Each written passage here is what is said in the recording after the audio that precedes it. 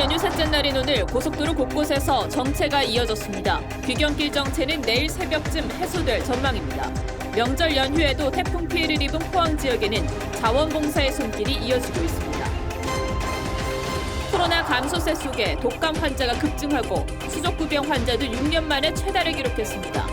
올가을 코로나 등 여러 감염병이 유행하는 멀티데믹 우려가 나옵니다.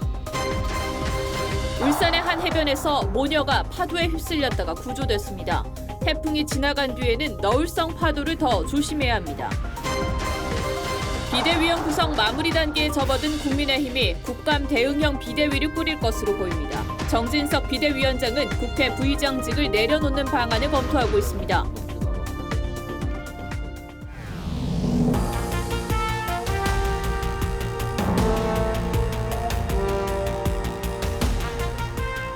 시청자 여러분 안녕하십니까? 뉴스7의 김명우입니다. 명절 연휴는 왜 이렇게 빨리 지나가는지 모르겠습니다. 모처럼 가족들과 함께한 살가운 정을 뒤로하고 이제는 다시 집으로 돌아오는 분들이 더 많을 것 같습니다.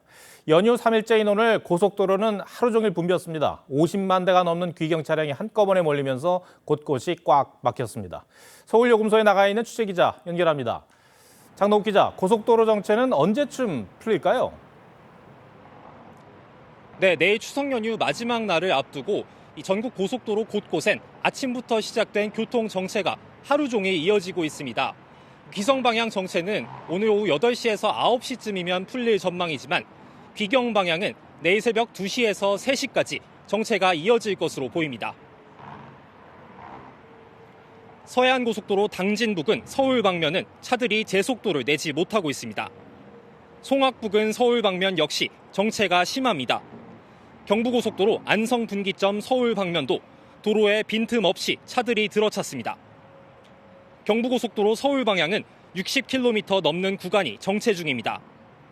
지금 부산에서 출발한다면 서울요금소까지는 최대 약 5시간, 목포에선 5시간 20분, 광주에선 4시간 30분, 강릉에선 2시간 50분이 걸릴 전망입니다.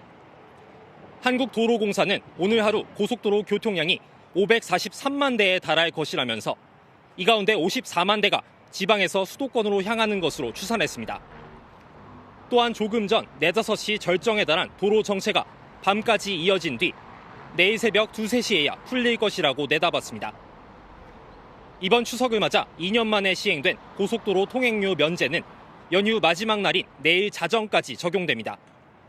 서울요금소에서 TV조선 장동우입니다. 태풍 흰남노가 핥히고 간 지역은 연휴 내내 복구 작업이 계속되고 있습니다. 피해가 컸던 포항을 중심으로 자원봉사의 손길이 잇따르고 있습니다. 참 고마운 일입니다. 처참한 현장을 마주한 자원봉사자들은 차마 발길을 돌리지 못하고 있습니다. 구슬땀을 흘리고 있는 자원봉사자들을 이심철 기자가 만났습니다. 세탁 차량 세대가 쉴 새 없이 빨래를 하지만 산더미처럼 쌓인 빨래는 좀처럼 줄어들지 않습니다. 엿새째 포항에서 세탁 자원봉사를 하는 김홍길 씨. 석 달 전 퇴직한 김 씨에게는 이번 추석이 26년 만에 처음으로 가족과 함께할 명절이었습니다. 저희들이 눈으로 보는 상황은 정말로 참담합니다. 조금이라도 위로가 될 수 있다면 또 열심히 또 하려고 또 노력하고. 밥차를 오르내리며 이재민의 식사를 준비하는 최연희 씨. 최 씨의 아파트도 물에 잠겼지만 더 큰 피해를 겪는 이웃을 위해 닷새째 집 정리도 미룬 채 봉사에 나섰습니다. 집 걱정되죠. 지금 엉망이지. 지금도 냉장고도 못 치우고 동네 주민이니까 더 제가 열심히 하고 있지. 추석 차례도 성묘도 미룬 채 포항에서 명절 연휴를 보내기도 합니다. 차례를 지내고 친정 갔다가 친정 부모님 산소까지 갈 예정이었죠. 빨래 한번 돌려놓고 6시에 출발해서 왔습니다. 태풍 엿새째인 오늘 포항에는 울진 산불 피해 주민과 군장병 등 전국에서 자원봉사자 2,600여 명이 달려와 복구에 구슬땀을 흘렸습니다. TV조선 이심철입니다. 포항 근처인 경주 지역도 태풍 피해가 상당하지만 복구 작업은 더디기만 합니다. 농촌 마을에 피해가 집중되면서 집이 물에 잠기고 농기구도 망가져 생계가 걱정입니다. 주민 대부분이 어르신들이라 도움의 손길이 절실합니다. 김동영 기자가 현장 취재했습니다. 마을 골목마다 진흙 범벅이 된 살림살이가 가득 쌓여 있습니다. 태풍이 휩쓴 지난 6일 경주 전포마을에선 주택 60여 채가 물에 잠겼습니다. 중장비까지 투입했지만 엿새 가까이 수해 쓰레기는 양이 줄지 않고 있습니다. 몸이 불편한 80대 주민은 엉망이 된 집에서 복구의 손길만 기다립니다. 전기장판 깔아가지고 자고 다리가 아파가지고 움직이지를 못해요. 창고에 있던 농기계는 물에 잠겨 고장났습니다. 벼수학을 앞둔 농민은 일령 농사를 망칠까 애가 탑니다. 엔진에 물이 완전히 잠기면 못 쓴다거든. 침수도 많이 됐고 또 둑이 터져가지고 유실이 많이 됐습니다. 경주에서는 농촌마을에 태풍 피해가 집중됐습니다. 주민 대부분이 노인인데다 일손마저 부족해 복구에 어려움을 겪고 있습니다.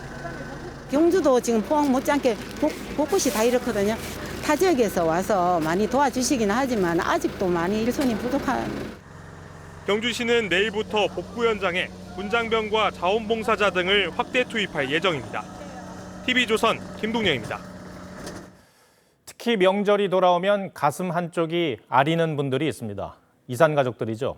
북녘에 있는 가족과 다시 만날 수 있다는 희망을 버릴 수가 없습니다.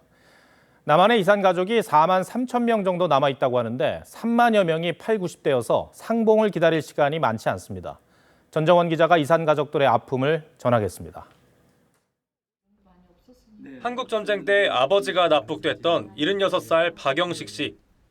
2006년 남북 이산가족 상봉 행사를 통해 56년 만에 아버지와 재회했지만 기쁨도 잠시였습니다. 만나고 나서 3년 후에 돌아가셨대요. 산소에 당장 가보고 싶은 거예요. 아버지는 북한에 있는 이복 형제를 만나보라고 유언하셨지만 언제나 약속을 지킬 수 있을지 기약도 없습니다. 금방 죽을 수도 있잖아요. 휠체어를 타고라도 고향에 가서. 박 씨처럼 북한에 가족과 고향을 남긴 실향민들은 추석을 맞아 합동 차례를 지내며 그리움을 달랬습니다.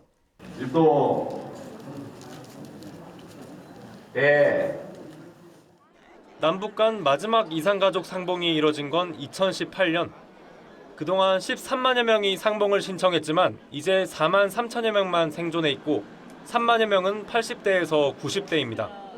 이산가족의 날을 지정해 문제를 적극 해결하자는 법안이 발의되고 만나지 못한 이런 아픔에 대한 걸 좀 우리가 전 사회적으로 한번 공유도 해보고 최근 정부가 이산가족 문제 해결을 위한 남북회담을 제안했지만 별 진전은 없는 상태. 이산가족 그 상봉도 우리 정부 당국이 좀 속도 있게. 그동안 또 한 번의 한가위가 지나가고 이산가족의 남은 시간도 빠르게 흘러갑니다. TV조선 전정원입니다. 네, 추석을 맞이하니 어김없이 공기도 선선해졌습니다. 자연도 옷을 갈아입고 있는데요. 부산에는 코스모스가 활짝 피었고 서울 하늘공원에는 은갈색의 억새와 들국화가 성큼 다가온 가을을 알렸습니다. 노도일 기자입니다. 공원 산책로를 따라 연분홍 코스모스가 늘어섰습니다. 바람에 흔들리는 코스모스 꽃길에서 가을의 추억을 카메라에 담습니다. 하나, 둘, 셋, 스마일. 코스모스가 활짝 핀 부산 삼락생태공원에는 오늘 가족 단위 나들이 인파로 북적였습니다. 올해도 와서 코스모스도 한번 보고 겸사겸사 하는데 참 이쁜 것 같네요. 오랜만에 봐도. 해발 100m 서울 하늘공원, 축구장 26배 면적 공원 곳곳에 은빛 억새가 반짝입니다. 가을에 피는 하얀 들국화와 어우러져 가을의 정취를 더합니다. 오랜만에 거리두기 없는 추석 연휴를 맞아 가족 단위 나들이객이 이곳 하늘공원을 찾았습니다. 그리고 할머니랑 같이 나와가지고 엄청 좋고요. 그리고 날씨도 아주 잘 불어가지고 아주 기분 좋은 명절이 된 것 같아요.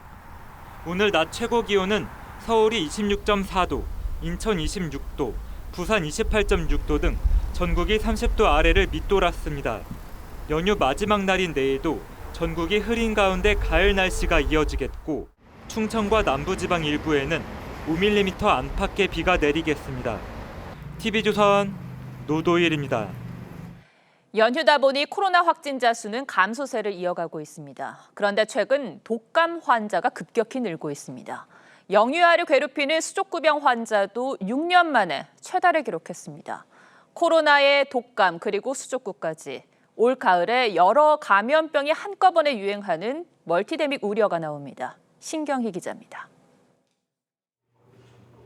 코로나19가 주춤한 사이 인플루엔자, 계절 독감 환자가 급증하고 있습니다.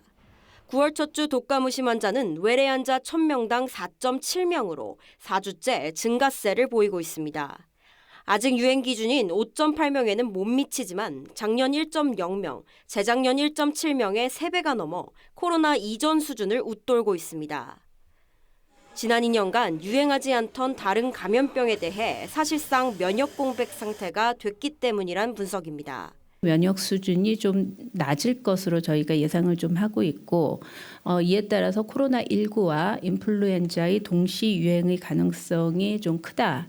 최근 코로나19 재감염률도 9.66%에 달해 동시 유행 우려를 더하고 있습니다. 실제로 호주와 뉴질랜드는 늦가을이던 5월부터 독감이 번져 코로나19, 호흡기 세포 융합 바이러스 등과 동시에 유행하는 트리플데믹을 겪은 바 있습니다. 영유아의 손발과 입안에 물집성 발진을 일으키는 수족구병도 6년 새 최다입니다. 거리두기 강하게 하면서 이제 줄어들었던 것들이 다시 다 컴백하는 거죠, 지금. 정부는 오는 21일 13세 이하를 시작으로 독감 무료 접종을 진행하고 트윈데믹에 대비해 독감 대응 계획을 발표할 예정입니다. 전문가들은 코로나19 백신과 독감 백신을 같은 날 접종해도 문제가 없다며 예방 접종을 권고했습니다. TV조선 신경입니다. 울산 해변에서 파도에 휩쓸렸던 모녀가 무사히 구조됐습니다. 백사장에 앉아 있다가 갑자기 크게 밀려오는 너울성 파도에 휩쓸린 건데 태풍이 지나간 뒤에는 이런 너울성 파도 위험이 더 커진다고 합니다. 주의하셔야겠습니다. 구자연 기자가 취재했습니다. 해경 구조대원이 파도에 휩쓸린 여성에게 달려갑니다. 거센 파도에 구조대원조차 휘청거립니다. 어제 울산의 한 해변에 앉아있던 70대와 40대 모녀가 파도에 휩쓸렸다 구조됐습니다. 2016년 9월에는 강원 고성 해변을 걷던 아이들이 파도에 휩쓸려 10살 난 아이가 숨지기도 했습니다. 모두 9월에 발생한 너울성 파도 때문이었습니다. 너울성 파도는 먼 바다에서부터 밀려옵니다. 파도 사이의 간격이 넓다 보니 잔잔한 파도와 구별하기 어렵고 해변에 도착하면 갑자기 큰 파도로 돌변합니다. 가을철 태풍이 지나가고 난 뒤 그쯤에 이제 많이 위험하기 때문에 바람이 없는 맑은 날에도 많이 발생할 수 있습니다. 12호 태풍 무이파와 13호 태풍 무르복이 잇따라 북상하는 상황.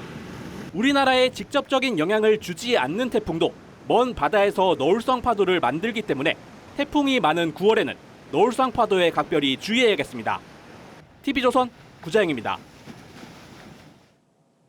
네, 한반도를 강타한 태풍은 많은 상처를 남겼습니다. 특히 지하주차장 침수 사고는 한 번의 사고로 넘길 일이 결코 아니죠. 어떤 문제가 있었는지, 앞으로 필요한 대책은 무엇인지 포항 현장을 취재한 사회부 김창섭 기자와 따져보겠습니다. 우리가 재난 대응에 취약하다는 걸 이번 태풍 상륙으로 다시금 깨닫게 됐는데 현장을 취재한 김 기자가 가장 큰 문제점으로 본 것은 무엇이었습니까? 네, 제가 특히 주목해서 본 부분은 대피 안내 문자였습니다. 지금 보시는 이 문자가 흰남노가 한반도에 상륙하던 날 6일 오전 4시 40분에 포항시가 보낸 문자입니다. 포항 아파트에서 9명이 실종되는 사고가 발생하기 약 3시간 전에 보낸 건데요. 네. 문구를 자세히 보면 냉천이 범람할 수 있으니 즉시 복지회관 등 안전한 곳으로 대피 바랍니다라고 적혀 있습니다. 폭우나 태풍이 올 때 흔히 봤던 문자 내용인 것 같은데 여기서 뭐가 문제라는 겁니까? 네, 이 대피 바란다에는 단순한 권고 또는 안내의 의미만 있다는 점입니다. 재난 대응 강국으로 꼽히는 일본의 경우를 보면 재난 수준에 따라 조기 경보와 주의, 고령자 대피, 피난 명령 등 5단계로 나누고 4단계부터는 국가가 대피 명령을 내립니다. 반면 포항시 문자의 경우 역대급 태풍이 상륙한 시점에도 단순 권고에 그쳤습니다. 네. 포항시와 행안부의 설명 한번 직접 들어보시죠. 권고사항 따르기 지시는 아닙니다. 그거는 아니고 저희들은 그 상황을 전파한 겁니다. 제가 안내라고 보셔야 돼요. 그 문자로 강제성 가지 마셔도. 네, 사실 우리 법에도 지자체장들이 대피 명령을 내릴 수 있는 걸로 알고 있는데 이번에는 왜 대피 명령을 내리지 않았던 걸까요? 네, 우리도 재난 및 안전관리 기본법에 따라 지자체장 등이 권고뿐만 아니라 대피 명령을 내릴 수 있는 권한을 갖고 있습니다. 예. 다만 권고는 시민이 안 따르면 그만이지만 명령은 따르지 않으면 과태료 등을 물어야 하는 반강제적 성격을 띠고 있는데요. 정부는 강제 대피 명령을 하면 그 문제가 생길 경우 그 책임도 정부가 지게 돼 대피 명령에 소극적이란 지적이 나옵니다. 전문가의 설명 들어보시죠. 권고사항으로 주로 발송을 하고 거기에 따르든 따르지 않든 모든 책임은 국민이 지도록 그렇게 하는 경향이 있는 거예요. 네, 국가가 책임을 지고 대응을 한다면 국민이 신뢰를 할 수밖에 없겠죠. 앞서 일본과 재난 대응 지침을 한번 비교를 해봤는데 김 기자가 봤을 때 우리 정부와 또 달랐던 점이 있었습니까? 네, 시민들이 참고할 수 있는 지자체와 정부 홈페이지의 재난 대응 지침에서 당장 차이를 보입니다. 예. 서울시 등 우리 지자체와 정부 관련 홈페이지를 봐도 갑작스러운 홍수 발생 시 높은 곳으로 대피하라, 대피 권고를 받으면 즉시 안전한 곳으로 대피하라는 등 막연하게 설명돼 있습니다. 반면 일본의 경우 지하나 반지하 주택은 수압으로 문이 열리지 않을 수 있으니 2층 등 안전한 장소로 대피하라. 보행 가능 수위 기준도 무릎까지로 정해놓고 사파 등을 곁들여 이해하기 쉽도록 해뒀습니다. 네. 더욱이 이런 재난 대비 지침도 한국어와 영어, 일본어, 중국어 등 다양한 언어로 안내하고 있습니다. 네, 정부에서 매뉴얼을 손보겠다고 하는데 국민 희생이 헛되지 않도록 빈틈없이 재정비를 잘 해야겠습니다. 김 기자 잘 들었습니다.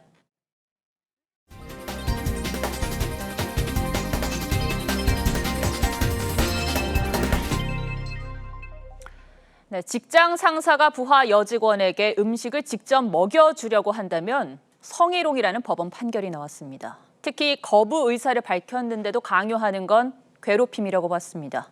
조성호 기자입니다. 2020년 2월 과학기술정보통신부 산하기관 사무관 남성 A씨는 같은 부서 여직원 B씨와 함께 회식을 했습니다. A씨는 이 자리에서 젓가락으로 안주를 집어 B씨에게 건네며 입으로 받아 먹으라고 했습니다. B씨는 싫다고 거부했지만 A씨는 거듭 받아 먹을 것을 지시했습니다. 회식이 끝난 뒤 B씨는 A씨에게 성희롱을 당했다며 신고했고 A씨는 감봉 2개월 처분을 받았습니다. 이에 불복한 A씨는 처분을 취소해달라며 행정소송을 제기했습니다. 하지만 서울행정법원은 A씨 행위가 성희롱에 해당한다고 판단했습니다. 입으로 음식을 받아먹도록 하는 게 통상적이지 않다면서 거부하기 힘든 하급자를 괴롭힌 행위라고 본 겁니다. 경직되고 위계질서가 강한 공무원 사회에서 상사가 부하 직원에게 일방적으로 한 성희롱의 가장 대표적인 사례라고. 행정법원은 또 A씨가 과거 B씨의 볼을 꼬집은 것도 성희롱에 해당한다고 지적했습니다. A씨는 항소하지 않았고 판결은 확정됐습니다. TV조선 조성호입니다. 요즘은 가족끼리도 정치 성향이 다르면 얘기를 꺼리는 경우가 많은데 그래도 연휴 동안 가족들과 함께 정치권 얘기를 하신 분들도 있겠죠. 저희 취재로는 정치권을 향한 명절 민심은 보름달 마냥 넉넉하지 않았습니다. 여권을 향해선 대통령실의 인사 문제와 여당 내 갈등 상황에 대한 불만이 많았고 야당을 향해선 정치권 논쟁의 중심인 이재명 대표에 대한 우려가 적지 않았습니다. 여야가 전한 추석 민심을 정민진 기자가 들어봤습니다.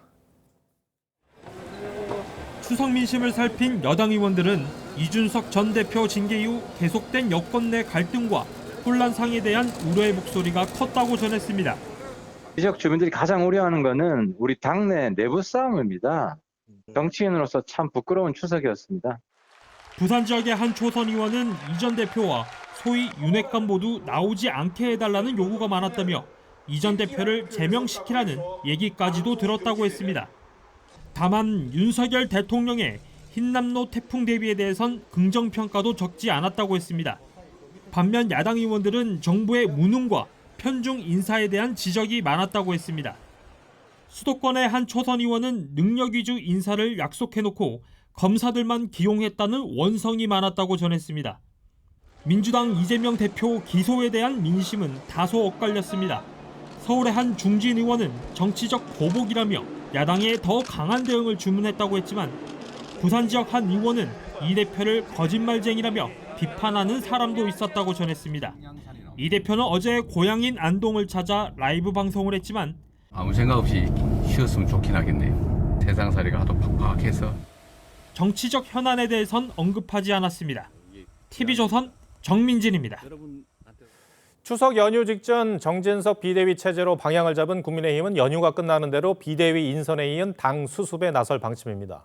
비대위원 구성 역시 마무리 단계인 것으로 파악됐는데 정 비대위원장은 본격적인 국정감사를 앞두고 국감 대응형 비대위 구성도 염두에 두고 있습니다. 인선에 맞춰 국회 부의장직을 내려놓는 것도 검토하고 있습니다. 신유만 기자가 보도합니다. 지난 8일 국민의힘의 비상당권을 맡은 정진석 비대위원장은 추석 연휴 비대위원 선임에 집중한 것으로 알려졌습니다. 고민을 하고 인선을 해서 연휴 끝난 직후에 좀 발표를 하려고 그렇게 하고 있습니다. 정 위원장은 TV조선과의 통화에서 비대위를 원내외 혼합형으로 구성하려 한다며 국정감사 기간과 겹치는 만큼 국감 대응형 비대위도 생각하고 있다고 했습니다. 원내 정책통 의원들의 참여 가능성을 내비친 겁니다. 이준석 전 대표가 정 위원장의 직무를 정지해달라는 추가 가처분 신청을 내면서 인선 초기 최재형 유이동 의원의 고사 등으로 난항을 겪었지만 연휴 기간 인선에 속도를 내면서 마무리 단계에 접어든 것으로 전해졌습니다.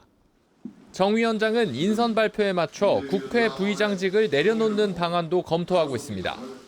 자신이 제기한 추가 가처분 신청의 심사 기일을 앞두고 있는 이 전 대표는 언론 인터뷰에서 다음 총선을 앞두고 한동훈 장관을 키워 내 자리에 앉히면 된다고 생각하는 듯한데 한동훈은 주부층이 좋아하고 내 지지층은 2030 인터넷 세대라며 자신의 대체제가 될 수 없다고 했습니다.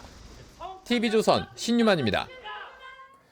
최악의 물가 상승에서 벗어나기 위한 국내외 고강도 긴축 속에 국내 코스피 시가총액은 1년 새 400조 원 넘게 날아갔습니다.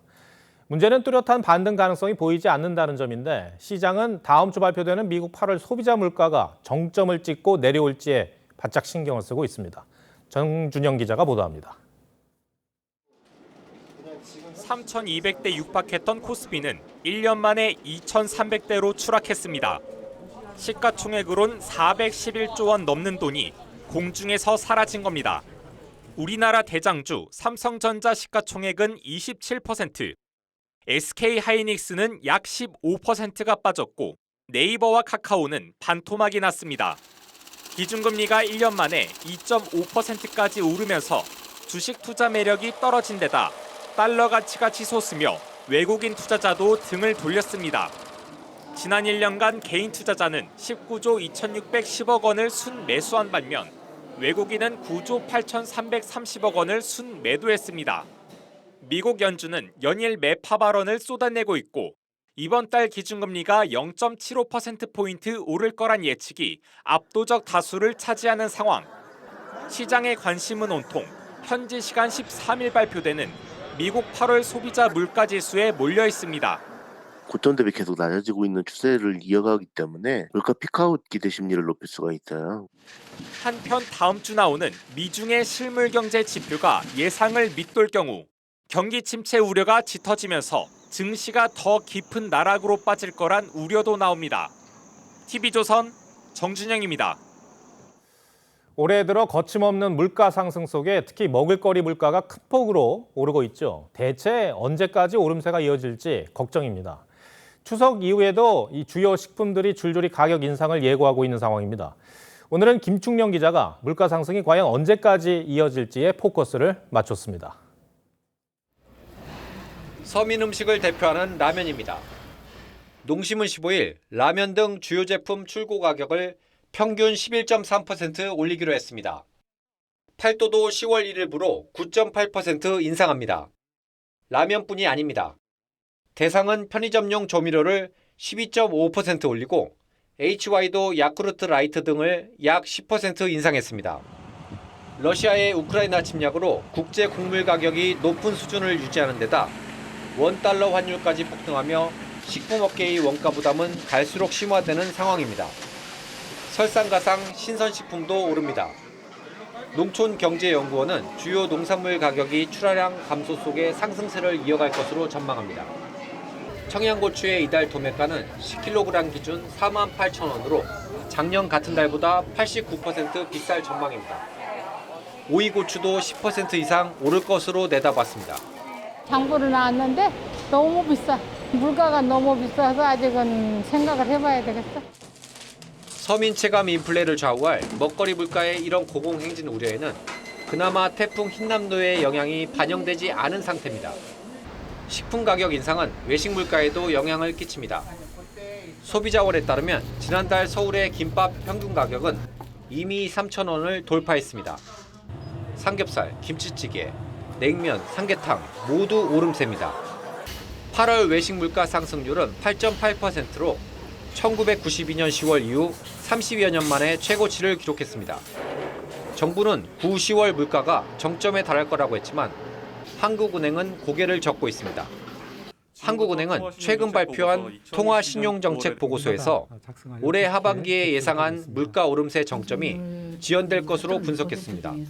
국내에서도 인플레이션 수준과 속도, 확산 정도에 대한 우려가 확대되었습니다. 고인플레이션에 대한 정책 대응 강화의 필요성이 뾰족한 해법이 보이지 않는 가운데 추석 이후에도 고물가의 먹구름은 더욱 짙어질 전망입니다. 뉴스7 포커스였습니다. 네, 정부가 선박 연구 개발을 위해 시험 장비들을 만들었습니다. 이를 제작하고 운용하는 데 170억 원의 예산이 투입됐는데 일부 장비는 별다른 활용이나 실적도 없이 애물단지로 전락하고 말았습니다.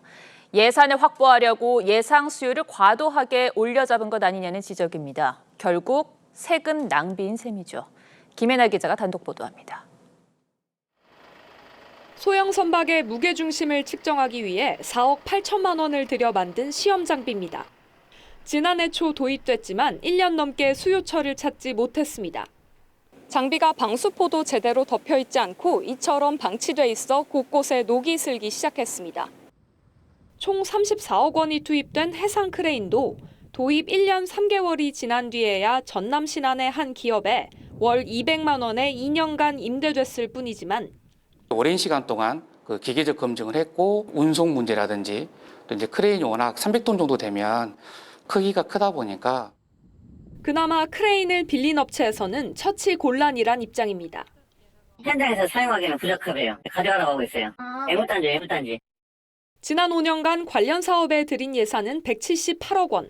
그러나 사업 기획 당시 5년간 198억 원으로 전망했던 예상 수익과 달리 지난해 수익은 2억 원을 밑돌았습니다. 수요 예측 당시에는 긍정적으로 봤어가지고 그런 예측을 한 걸로. 결국 부실한 수요 예측과 사업 집행에 막대한 세금이 낭비된 게 아니냐는 지적이 나옵니다.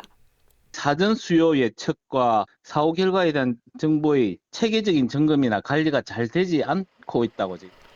연구원은 사업 종료 이후 장비 시운전을 거쳐야 해 수익이 낮아졌고 장비 활용도가 늘어 향후 수익은 크게 늘어날 것이라고 해명했습니다. TV조선 김예나입니다. 글로벌 완성차 업체들이 국내 전기차 시장에 연이어 뛰어들고 있습니다. 한국은 국내 업체의 전기차가 잘 팔리면서 전기차 시장이 꽤 성장하고 있는데 이를 노리는 겁니다. 박상현 기자입니다. 현대차가 공개한 신형 전기차. 테슬라에 맞설 전략 모델임을 강조했습니다. 사전 예약 첫날 3만 7천 대를 계약하며 신기록을 세웠습니다.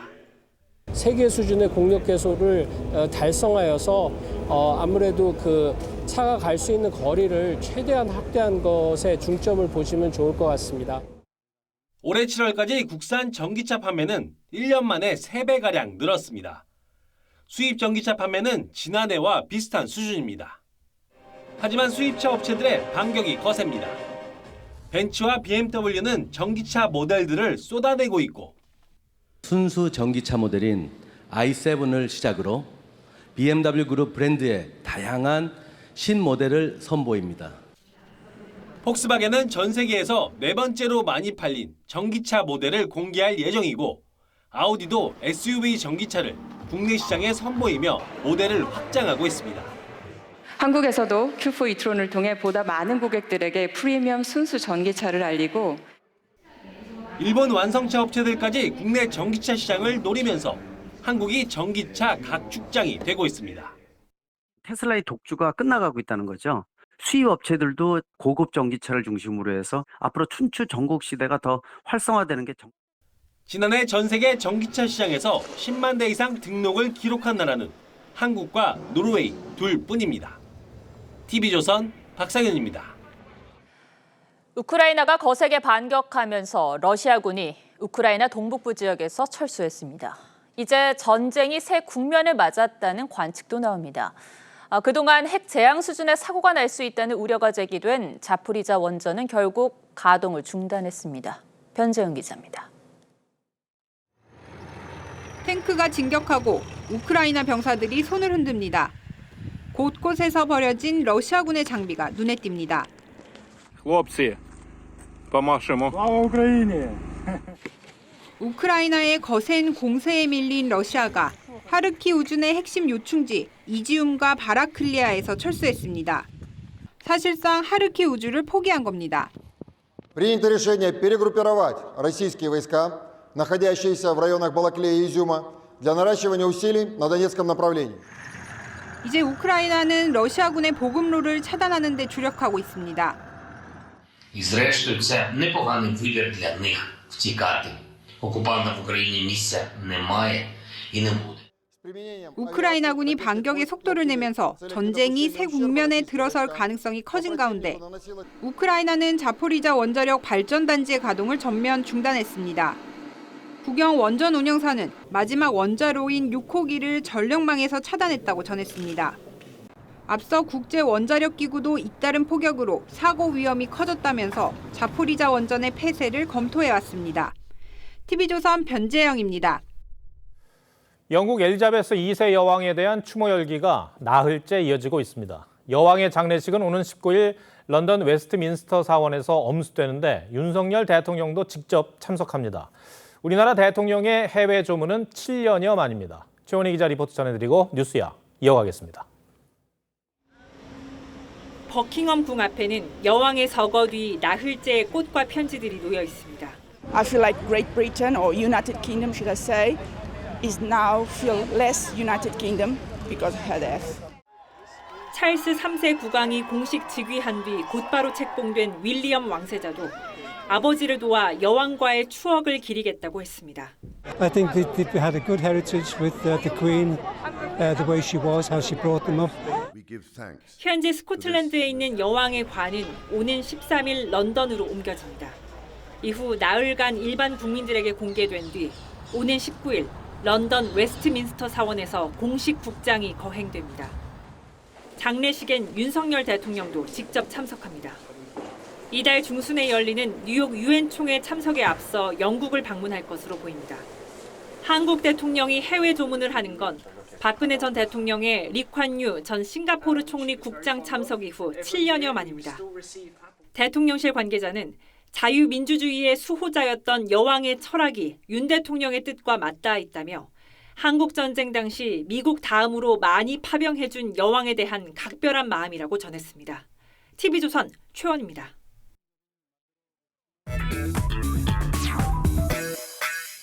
뉴스야 시작합니다. 정치부 장영욱 기자 나와 있습니다. 첫 번째 물음표 볼까요? 네, 첫 번째 물음표는 믿을 건 당원뿐입니다. 네. 더불어민주당 이재명 대표 극성 지지층 얘기를 하려는 것 같네요. 네, 그렇습니다. 이 대표는 유독 당원을 강조하는 행보를 보이고 있는데요. 지난 3월 대선 패배 직후에 이 지지층과의 SNS 소통을 통해서 활동을 재개했던 이 대표는 지난달 29일 당대표에 선출된 뒤 3일 만에 내놓은 지시도 당원을 위한 조치였습니다. 이 중앙 당산에 당원존을 설치하고 이 권리당원의 당사 출입을 허용하고 또 전자당원증을 발급하고 이 당직자 업무 연락처를 공개하는 등의 내용인데 이 모두 당 게시판 등에 올라온 당원 불만을 이 대표가 직접 보고 내린 지시였는데 이 디테일한 지시에 당원들의 반응도 뜨거웠다고 합니다. 네, 이 대표가 직접 당에 가입하라고 독려도 했습니까? 네, 그렇습니다. 이 사흘 전인 7일 밤부터 8일 새벽 사이에 이 대표는 SNS에서 직접 이 당원 가입을 권유했다는 지지자의 글에는 잘하셨다는 이 답을 달았고 당원 가입을 고민한다는 글엔 온 가족이 다 가입을 해달라 이렇게 일일이 당원 가입을 독려를 했습니다. 근데 특히 이날은 이 대표의 이 선거법 위반 혐의에 대한 공소시효 만료를 앞둔 상황이라 이런 행동들이 예사롭지 않다는 관측이 나오기도 했습니다. 그러면 실제 당원이 많이 늘었습니까? 네, 많이 늘었습니다. 이 민주당 측 설명을 보면 지난 대선 이후 5개월 만에 50만 명 가량이 늘었다는 게 이 민주당 측의 설명입니다. 한번 들어보시겠습니다. 대선 기준으로 권리당원이 70만 명이었었거든요. 이번에 전당대회 기준으로는 120만 명이 넘어서 50만 명이 늘어나 있는 상태거든요. 이 120만 명이라는 숫자는 이 80만 명인 국민의힘 당원보다도 1.5배 많은 규모로 이 늘어난 당원 대부분이 이 대표 지지층이라는 게 당 안팎의 분석입니다. 그럼 이 대표는 왜 이렇게 당원 늘리기에 신경을 쓰는 걸까요? 네, 이 무엇보다도 최근 선거법 위반 혐의에 대한 검찰과의 기싸움에서 이 대표 지지자들이 검찰 수사에 대한 규탄 등으로 여론을 주도해 줬던 점이 의식을 했을 수도 있습니다. 네. 여기에 이 아시다시피 당원 청원 제도를 통해서 이 방탄용이라는 지적이 나왔음에도 불구하고 당원 일부 개정이 이루어졌던 점도 무관치가 않아 보입니다. 실제 당원들의 권한과 영향력을 무시할 수가 없겠네요. 네, 맞습니다. 이 당원들은 가입한 후에 월 1,000원씩 6개월만 내면 이 당대회 투표권이 생겨서 대선 후보와 당대표, 최고위원 등을 모두 선출할 수가 있습니다. 또 공천 과정에서 당원 뜻이 현재는 50%가 반영이 돼 있는데 이 대표는 이 비율을 더 높이겠다는 구상도 가지고 있습니다. 네. 이 당원들의 권한을 더 늘리는 것에 대해서는 당내에서도 우려의 목소리가 있지 않습니까? 네, 맞습니다. 이 대표는 대선 패배 직후부터 대표 취임 이후까지 줄곧 민생과 협치를 강조했지만 실제로는 지지층 가입을 독려하고 더 많은 권한을 주겠다고 하는 건 결국 향후의 일을 자신의 정치적 자산으로 활용하는 것 아니냐는 우려가 나옵니다. 한번 들어보겠습니다. 그러니까 말로는 뭐 민생인데 행동은 강성 당원들 쪽으로 가는 거죠. 네. 첫 번째 물음표 정해볼까요? 네, 첫 번째 물음표 믿을 건 당원뿐의 느낌표는 당원은 방패가 아니하로 하겠습니다. 네. 이 정당의 중심인 당원을 늘리고 그 권한도 늘리겠다는 기본 구상에 문제를 제기할 사람은 없을 겁니다. 다만 자신을 위한 목소리를 내는 강성 당원만 두드러지는 상황에서 이들을 통해 자신의 정치적 주장을 뒷받침하도록 하려는 모습을 보인다면 이 제1야당이 이재명의 민주당으로 전략할 수 있다는 당 안팎의 우려 역시도 이 대표가 새겨들어야 할 것 같습니다. 네, 알겠습니다. 두 번째 물음표는 뭡니까? 네, 두 번째 물음표는 속전속결 김건희 특검 가능한가입니다. 예. 민주당이 최근에 김건희 여사 주가 조작 의혹 등과 관련해서 특검 법안을 발의를 했는데 그런데 이 법안 처리가 가능하긴 한 겁니까? 네, 현재로서는 이 법안이 여야 합의로 처리될 가능성은 거의 없다고 볼 수 있습니다. 예. 이 국민의힘은 특검법 취지 자체에도 동의하지 않지만 이 검사와 수사관 등 총 100명이 넘어 역대 최대 규모였던 최순실 특검과 같은 규모라는 점과 또 특검 후보 추천을 사실상 민주당만 하도록 해놓은 점 등을 들어서 절대 받을 수 없다는 입장입니다. 예. 이른바 검수완박 법안 처리 때와는 또 달리 법사위원장이 국민의힘 소속이잖아요. 네, 그렇습니다. 이 민주당이 지난 4월 검수완박 법안 강행 처리 당시에 이 위장 탈당 등 각종 꼼수를 동원할 수 있었던 건 이 법안 통과 관문인 법사위의 위원장이 민주당 소속이었기에 가능했습니다. 하지만 현재 김도읍 위원장은 국민의힘 소속이라 이 당시의 방식으로는 처리하기가 어려운 게 사실입니다. 예. 그런데 이제 법사위 구성을 보면은 야당이 다수기 때문에 패스트 트랙을 통해서는 혹시 처리할 수는 없을까요? 네, 방법상으로는 가능합니다. 근데 이 역시도 쉽지가 않은 게 사실입니다. 이 법률상으로 특검 법안을 신속 처리한 건 방금 말씀하신 이 패스트 트랙으로 지정을 하면 여야 합의 없이도 처리할 수는 있지만 이 경우 최장 330일이 소요가 됩니다. 게다가 패스트 트랙 지정을 위해서는 법사위 제적위원 11명 이상이 찬성이 필요한데 민주당 소속 의원은 현재 10명으로 1명이 부족한 상황입니다. 네. 결국 법사위의 유일한 비교섭단체인 이 시대전환 조정훈 대표의 협조가 필요한데 그런데 이 조 대표는 남의 부인을 정치공격 좌표로 찍는 행위는 좀스럽다며 이 반대를 하고 있습니다. 여기에 만에 하나 법을 통과시키더라도 대통령 거부권까지 있기 때문에 이 사실상 특검의 실현 가능성은 높지가 않은 상황입니다. 아니, 그러니까 이제 특검 법안 처리를 할 수가 없을 것 같은데 그런데 왜 민주당은 이 법안을 발의를 했을까요? 네, 결국은 이재명 대표의 이 기소와 수사에 대한 맞대응이라는 분석이 많이 나오고 있습니다. 이 국민의힘 한 관계자의 말을 보시면 결국 이 대표의 검찰 소환과 기소에 쏠린 국민 시선을 분산시키려는 의도 아니냐 이런 얘기를 했고요. 네. 또 민주당 측에서는 특검은 현실적으로 어렵다 하더라도 이 공방이 확산된다면 이미 제출돼 있는 대통령실 관련 국정조사 명분을 키울 수 있다는 입장입니다. 이 차선책으로 국정조사라도 하겠다는 계산이 깔린 겁니다. 정치적인 의도가 다분하다라는 이런 말인데 알겠습니다. 두 번째 물음표도 정리해 볼까요? 네, 두 번째 물음표 속전속결 김건희 특검 가능한가의 느낌표는 민생 법안도 특검처럼으로 하겠습니다. 예. 이 민주당이 이 대표 취임 후 처음으로 당론 제출한 법안이 이 특검 법안입니다. 게다가 이 특검 법안이 제출된 지난 7일은 태풍 흰남노가 포항 등을 핥히고 지나간 바로 다음 날이었습니다. 이 특검 법안 발의의 진짜 의도에 대한 논의는 차치하더라도 이 경기 침체에 수해까지 겹쳐서 더욱 어려워진 국민을 위해서 민생 법안을 특검 법안처럼 신속하고 일사불란하게 추진하는 모습이 제1야당에게 국민들이 바라는 진짜 모습이 아닐까 합니다. 알겠습니다. 장용욱 기자 오늘 설명 잘 들었습니다.